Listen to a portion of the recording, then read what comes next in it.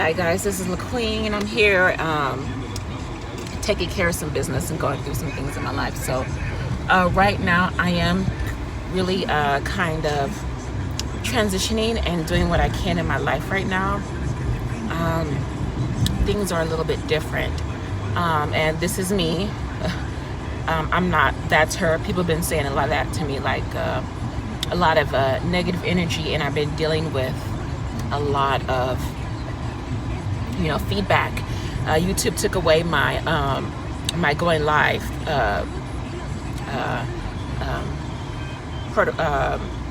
system or thing that I can do to go live, but pretty much right now I'm just pretty much trying to keep it together. It's hard, it's not easy, especially living here in Chicago, which is pretty much still considered, it's not the North, it's still considered the Midwest. And like I talked before, I've been dealing with a lot of, kind of like Chicago and Indiana, a lot of Southern hospitality from these people. So right now I am pretty much trying to do my best to keep my composure. And it's hard dealing with a lot of negative energy from people.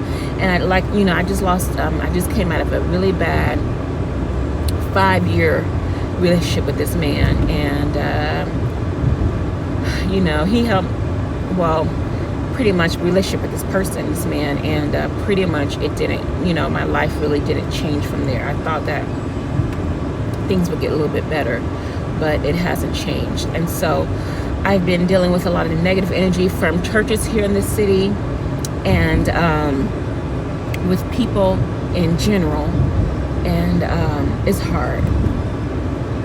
It's hard dealing with people here in the Midwest, because people are still very, very conservative and very much set in their ways. And I've been called autistic, I've been called suicidal, I've been called schizophrenic, I've been called this, that, everything else, because I am a single black woman living in the city on my own, and I'm doing it by myself, not with the help of anyone but me and my own faith in my life. So it's kind of hard for me right now. Just pretty much I'm just kind of going through that same cycle over and over again that I struggled with when I left Texas 6, 7, 8 years ago. And I've been seeing some of the same familiar faces from Texas, like they just want to bring back all that negative energy from Texas here to Chicago. And a lot of bad things have been happening here in the city, not just against me, but against pretty much against the community as well. So I'm trying to do the very best I can just to help out the community, and people call me crazy, and I'm trying to pretty much keep my composure. And I have this stupid iPhone a photo of me in some crochet braids, and I look like a little girl. And when I took it at Peaches, I had these long crochet braids, and I didn't have on no makeup. I was wearing a long sleeve church dress. It was a horrible picture, not professional at all, very not professional at all. And I pretty much looked like an 18-year-old kid. So just sometimes bad press, bad publicity, bad photos can really hurt your life and hurt your reputation. And I've been dealing with that here in the city, where people that pretty much what I left in Texas has followed me, and it pretty much has slandered my name. Pretty much it's like slander and libel pretty much has slandered my name, and pretty much anybody that I've connected to, it really hurts me. And I don't know why Texas has followed me here to Chicago when I've been doing so good for myself. I've been doing so good for myself, and now everybody wants their own input on it because they think they had a part in it. You didn't have a part in it at all. You weren't there for me at all. I'm the one that did it by myself. I'm a young black woman, and I did this by myself. You weren't a part of my life at all. So some people are like that, where they think that when you're down, it's because you're down, and when you're up, it's because they think that they had a part in it. Well, it doesn't make any kind of sense at all to me. So I'm really kind of tired of it a little bit, and You know, I'm not going to be some pastor's daughter's maid. You know, I'm not going to be some minister's slave. You know, I'm not going to be some puppet for some minister to use advantage of, you know. And I kind of just let go of a lot of things. But I don't understand why Texas has followed me here to Chicago. Texas, Florida, whatever it is, has followed me here to Chicago, and now they want me to come back. It's a really ridiculous, all this. And, you know, I graduated from college a year ago. So when this so-called friend I knew, which she looks very similar to my aunt who has my son right now, which I really have a bad relationship with. You know, when this friend graduated from this associate that I used to know, when she graduated from my school, Purdue, this year, I felt like a lot of negative energy follow me, you know, here from just a lot of more double negative energy followed me here to Chicago. And, you know, a so-called minister's daughter came here into the city, and this so-called minister's daughter had a YouTube video saying that my dad didn't say anything about you. You said something about my dad, and if you say anything about my dad again, I'm going to kill you. So this so-called famous minister's daughter put a video of it on YouTube. And so pretty much I'm kind of dealing with that here in the city of Chicago, where if you're going against not necessarily a church, but a lot of these churches nowadays are corporations. They're corporations, they're businesses, they're entities. And so everything that is connected to that church, it could be a celebrity, it could be politicians, it could be education system, everything that is connected to this entity, if you go against this entity, then pretty much your life is kind of held back a little bit. So it's really hard for me to deal with that. You know, everything that is connected to this entity wants to attack you because you're attacking what they stand for, what they support. And so, you know, it's hard for me to deal with that right now. There's a lot of things that are connected to what I'm struggling with right now, and I'm losing my fight. I'm losing this battle, and everywhere I go, people want to fight me. And I'm really not that type of person. There's a lot of gangs here in the city, a lot of gangs. And these so-called associates, these so-called friends that I used to know,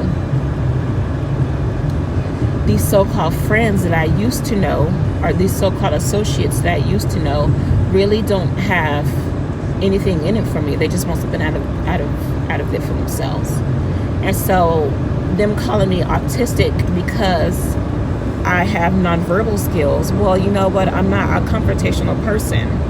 So if you want me to stand and not really like fight with you and get arrested because that's the way you want things done, just because I wrote something in a letter to the envelope and gave it to the minister to pray over, you know, it's like all that list by list of things have just been going crazy over my life. So, you know, people now is like, well, you don't need to fight. I want you to get arrested. That's what I want. I want you to get arrested. I want you to die. You know, I want something bad to happen to you. Why are you still here? Why are you still living? Why are you still in my face? You know, we took everything from you. What else do you have left? And it's like, it's really hard for me. I mean, these are facts. I'm not stating, I mean, I know what a mental illness is, but actually when you have facts to support it, to back it up, you know, then it becomes like, okay, well, this is actually reality and I have to deal with it. And then I'm looking on the facts of this famous minister's daughter, and pretty much she doesn't really have a background herself. And it's hard for me to actually see that, where if people want something, they can be famous celebrities. If they want something that you got, they'll take it and use it for whatever they have because they have the money to do it. They can do whatever they want. So I'm looking at this famous minister's daughter, and I can't find any Air Force records on her. I can't find, you know, she said she went to this predominantly white, very top tier 1 school in Texas. There's no records of her at that school. She said she graduated top 10% of her class. I mean, I can't find, and then she says she had a son when she was 16, but there's no pictures to show her son. at the age now. My cousin had her daughter when she was 16 years old, and her daughter is now 18 and 19 years old, graduated from high school. So if this so-called famous minister's daughter had a son when she was 16, then her son should also be graduated from college as well, as from high school as well. So I don't see the pictures to support that. So a lot of the times when people, it doesn't really have to be famous people, it could just be people in power that have influence, could say anything they want, and people actually believe that without having the facts to back it up, because they can say what they want because they have the money and they have the power and they have the influence, and they can pretty much get away with it. And that's how they live their lives. They live their lives for money, attention, and power. And it hurts to say that's how the church is sometimes, or that's how politicians are, or that's how,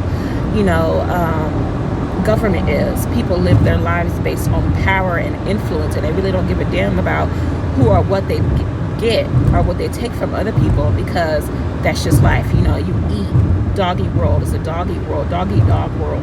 So I'm just looking on the background of this individual, this famous minister's daughter, and I don't have any facts for her to back up why she would say something about me if she can't back up what she's saying about herself and her whole ministry throughout the last 8-9 years. So it's kind of hard for me to do all this right now. I am struggling. Of course, people say, oh, she's afraid to tell people that she has a mental illness. Well, pretty much everywhere I go, it's posted on the internet. It's on YouTube. It's every job that I have, even at freaking my place of residence. Every place that I live, everybody has to know that I have depression, that I'm bipolar. For the last 8 years of my life, since my son was born, every single place that I've lived, everybody has to know my business, my personal mental health business. Not just because they're nosy, but because they just want something in it for themselves. And so usually when I move in, I really don't do well with roommates, because I'm very, very, I have a very curvy body, and especially with married couples, it could be my family, it could be friends, I really don't get along with the husband and wife situation. So most of the time, for me, living with a roommate, or it could be even like a girl, I still don't get along with them, because people are jealous. Not necessarily black women are jealous, but people are jealous in general. And I'm dealing with a lot of issues. Like, I just lost 70 pounds in the last 6 months this year. And so people, they keep asking me, are you yourself? Are you yourself? Well, yes. Yes, I am myself. I am myself. Why are you doing this to me? So, I am myself. And they just can't believe that I am this strong. I am an independent person by myself, that I don't need your help anymore, that I don't want you in my life anymore. They just can't believe that. Like, you won't call, you won't text, you're not on Facebook. What's wrong with you? You're not on social media? Well, that shit is old. It's up and popping for some people, but for me, I'm just tired of it, because it hasn't really added anything to my life. It really hasn't added any value to my life. So I'm dealing with a lot of emotions, but the main thing is I'm still moving forward. I'm moving forward, and it's hard. Day by day is hard. From the south side to the north side is hard. This is a struggle. I didn't know that I would be here, but this is a struggle, but I'm trying to overcome. I'm really trying to get through this right now. It's not easy. This is not easy, but I'm really trying to do my best. And like I said, in this city, there's a lot of gangs. A lot of gangs, and there's a lot of pimps and prostitutes, and you'd be surprised who's pimps nowadays. It could be 18-year-old kids that they see a woman by herself, they want something out of that for themselves. And they could be young high school kids that are pimps. And the game has changed. The game changes every single day. It's never the same. So you'd be surprised what you see here in the city of Chicago. People always have a facade that there's something else, when they're just doing the same thing that's been done over and over again. It's the same thing that has been done over and over and over again. Nothing's changed, but you know, people always have a facade. It doesn't matter how old you are. You could be a kid or a parent or a grandparent or whatever. But you know, pretty much I just wanted to touch bases with you guys, and you know, I just been dealing with a lot of energy, like come at me, girl, come at me. Like no, you know. So I'm still here in the city of Chicago, going on for my 6th year now, and you know, making plans to go back to school next year. Eventually, go back either to get my master's or to go to medical school. So, and hopefully apply for a couple of teaching jobs this year. So, and like I went, there was a fire here in Roseland, like I told you guys. I posted on my Facebook and LinkedIn, and last night I saw this big oxygen tanker on the side of the service road, and then I said community. I'm like, why is this oil oxygen tanker on the side of the road in front of all these factories? I called the state police. I went to the police department office, and everything. They really didn't give a shit about me. All they cared about was how I dressed and how I looked. So they really didn't believe that. They really didn't care about me. All they cared about is how I dressed and how I looked, and am I myself today? So people, you know, especially dealing. I mean, it's not really prejudice. It's more so, how would you say, control. You know, control. You know, and you know, people think that they have an influence over your life, but in reality, you don't. You don't have influence over life. And thank you for giving me a ride here and there and everywhere, but that's pretty much all you did for me. So. And even my cousins and my family, and or my second cousins and my third cousins or whatever, you know, pretty much they haven't called, they haven't reached out to me on email, they haven't done anything to me at all in my life. I got these instructions up here. So people still don't believe that this is me, that I am who I am.